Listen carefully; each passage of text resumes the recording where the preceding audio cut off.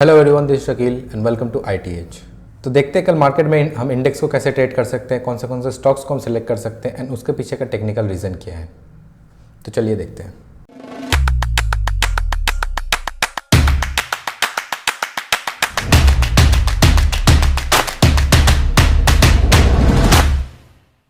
तो सबसे पहले हम निफ्टी की तरफ चलते हैं एंड निफ्टी को देख लेते हैं।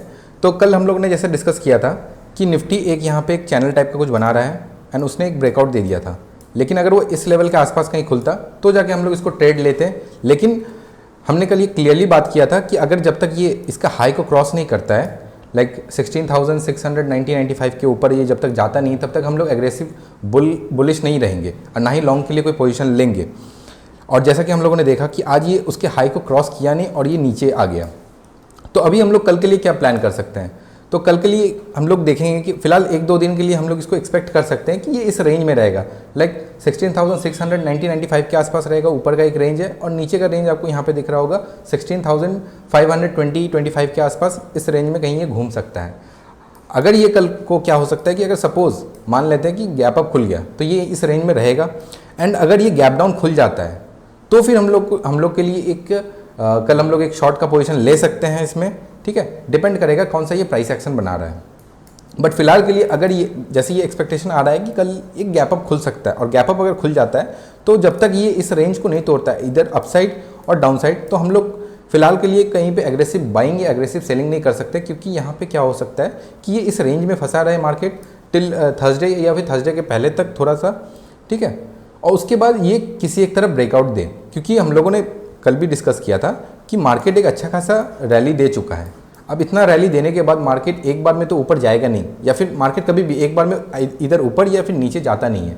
उसके लिए क्या होता है, मार्केट हॉल्ट करते हुए जाता है, या फिर वो पुल बैक लेगा या फिर वो हॉल्ट करेगा।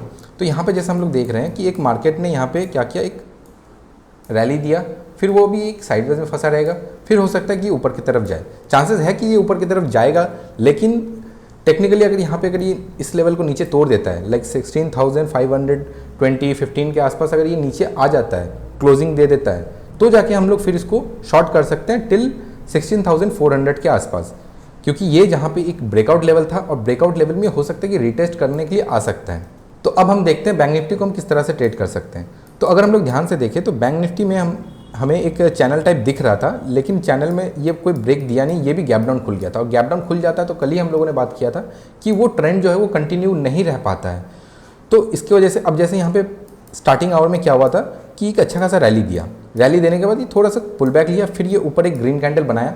लेकिन इसमें हम लोग को बाइंग के लिए नहीं जाना चाहिए। बाइंग हम लोग किस तरह से कर सकते थे, अगर जैसे यहाँ पे एक छोटा सा रेजिस्टेंस है, अगर ये सपोज यहाँ पे आया, यहाँ पे एक होल्ड लेता, फिर ये इसके ऊपर ब्रेक कर जाता और यहाँ पे अगर कोई एक बुलिश कैंडल बनाता, तो एक छोटा सा स्टॉप लॉस के साथ हम लोग यहाँ तक का एक टारगेट के साथ रह सकते थे। लेकिन एग्रेसिव आज बिल्कुल नहीं रहना था, क्योंकि हम लोगों ने कल ही ये बात किया था कि ये 36,080 के ऊपर जब तक ये क्लोजिंग नहीं देता है, हम लोग एग्रेसिव बाइंग के लिए नहीं जाएंगे। लास्ट आवर में एक क्लोजिंग यहाँ पे देख सकते हैं कि एक बेयरिश मोमेंटम में रहा। कल हम लोग एक्सपेक्ट कर सकते हैं कि कल ये गैप अप खुलेगा। अब जैसे यहाँ पे देखिए, यहाँ पे इसने क्लोजिंग दिया, मार्केट आवर में इसने क्लोजिंग दिया 35,360 के आसपास, लेकिन पोस्ट मार्केट में इसका क्लोजिंग आया समवेयर अराउंड 35,490 के आसपास, मतलब लगभग इसके आसपास कहीं पे। ठीक है, एंड ऐसा आपको पहले भी देखने को मिला होगा कि जब भी मार्केट लास्ट आवर में ऐसा एक फॉल आता है तो अगले दिन वो बहुत ज़्यादा प्रोबेबिलिटी रहता है कि वो गैप अप खुल जाए। अगर आपको यहाँ पे अगर देखना हो तो मैं कुछ एग्जांपल दिखाता हूँ। जैसे आप यहाँ पे देख सकते हैं, ये हो गया, ये आपका लास्ट आवर में एक डाउनफॉल आया, डाउनफॉल आने के बाद अगला दिन एक गैप अप खुल जाता है। ठीक है, फिर हम लोग और भी एक दो देख लेते हैं। लाइक यहाँ पे अगर हम लोग अगर देखेंगे कि यहाँ पे आप देख सकते हैं कि ये एक फॉल आया, फॉल आने के बाद वापस ये गैप अप खुल गया। तो हम लोग को प्रिपेयर रहना पड़ेगा कि कल अगर ये गैप अप खुलता है तो एक साइडवेज रेंज में रहेगा। साइडवेज रेंज किस रेंज तक रह सकता है, तो अभी हमारा प्लान है कि जब तक ये हायर लेवल तोड़ता नहीं है अपने इस लेवल को, द लेवल इज़ अराउंड 36,080, और अगर ये इसके नीचे अगर नहीं जाता है तब तक हम इस एग्रेसिवली लॉन्ग या शॉर्ट नहीं करेंगे। लेकिन अगर कल बाई चांस किसी भी सिचुएशन में अगर ये गैप डाउन खुल जाता है 35,225 के नीचे अगर कहीं खुल जाता है, जैसे यहाँ पे कहीं पे खुल जाता है तो फिर ये नीचे आने का बहुत ज़्यादा प्रोबेबिलिटी है। और ये कहाँ तक नीचे आएगा, अगर ये इस तरह से होता है तो ये 34,800 का लेवल को भी कल ये टेस्ट कर सकता है। लेकिन अगर ये 35,320 के ऊपर कहीं पे खुलता है या फिर थोड़ा सा गैप अप खुल जाता है या फिर माइनर सा फ्लैट खुल जाता है तो हम लोग यहाँ पे एक्सपेक्ट कर सकते हैं कि मार्केट इसी जोन के कहीं आसपास रहेगा और हम लोग छोटा मोटा कोई ट्रेड ले सकते हैं, लेकिन एग्रेसिव बाइंग या फिर एग्रेसिव सेलिंग नहीं कर सकते अभी। तो सबसे पहला स्टॉक हमारे लिए है एशियन पेंट। एशियन पेंट को कल हमने देखा था शॉर्ट के लिए, लेकिन वो उसके हिसाब से वो नीचे क्लोजिंग नहीं दे पाया और हमारा एंट्री लेवल आया ही नहीं। लेकिन अगर हम लोग अभी ध्यान से देखें तो ये एक अच्छा खासा पैटर्न बना रहा है, असेंडिंग ट्रायंगल टाइप कुछ बना रहा है। तो कल को अगर ये ऊपर के लेवल में अगर कहीं पे लाइक 2883 के ऊपर कोई एक कैंडल का क्लोजिंग दे दे तब जाकर हम लोग इसको लॉन्ग कर सकते हैं प्रीवियस कैंडल को स्टॉप लॉस रखकर। लेकिन इसको कल ओपन कहाँ होना पड़ेगा, तो ओपन होना पड़ेगा इसको 2883 के और 2845 इस लेवल के अंदर ही, मतलब इस रेंज के अंदर ही इसको कल ओपन होना है। अगर इस रेंज के नीचे अगर ये ओपन होता है इस रेंज के अंदर तो ही जाके हम लोग इसको ट्रेड लेंगे, वरना इसको इग्नोर करेंगे। और किसी भी इनकेस कहीं किसी भी सिनेरियो में अगर ये क्या होता है कि ये खुलने के बाद अगर ये इस ट्रेंड लाइन को तोड़ देता है तो हम लोग इसको इग्नोर करेंगे, क्योंकि ये ट्रेंड लाइन अगर टूट जाता है तो ये हो सकता है कि वीक हो जाए, ठीक है। और अगर स्टॉक वीक हो जा रहा है तो उसको हम लोग कल बाइंग के लिए तो एटलीस्ट नहीं रखेंगे। तो हमारा दूसरा स्टॉक हो जाता है BPCL।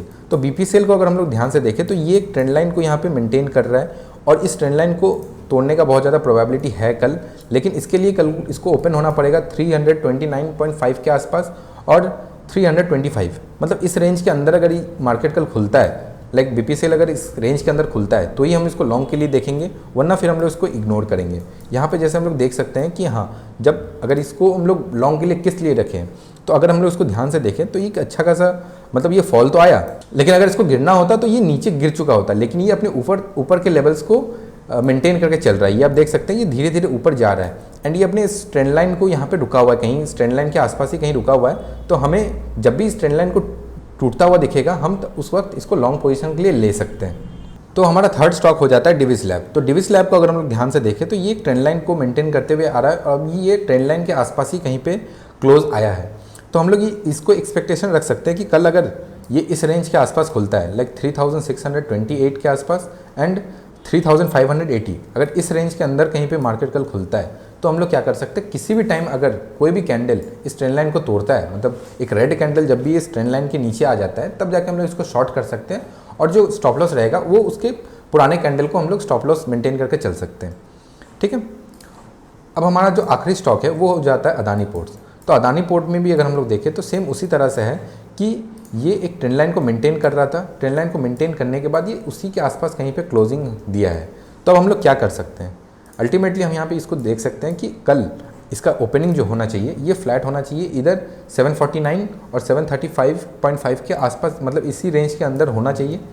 एंड इस रेंज के अंदर ओपनिंग होने के बाद किसी भी टाइम अगर ये इसका क्लोजिंग आ जाता है हमारा, मतलब सॉरी एक रेड कैंडल अगर इसको हमको देखने को मिलता है इस ट्रेंड लाइन के नीचे, तब जाके हम लोग इसको शॉर्ट के लिए देख सकते हैं। उसका प्रीवियस कैंडल को हम स्टॉप लॉस रख के काम कर सकते हैं। तो आज के लिए इतना ही। अगर आप लोग को डीमैट अकाउंट खुलवाना हो तो मैं डिस्क्रिप्शन में लिंक दे दूंगा, आप वहाँ पे जाके अपना डीमैट अकाउंट खुलवा सकते हैं एंड अपना ट्रेडिंग एंड इन्वेस्टमेंट का जर्नी आप वहाँ से स्टार्ट कर सकते हैं। तो मिलते हैं फिर एक नए वीडियो में। Till then keep learning.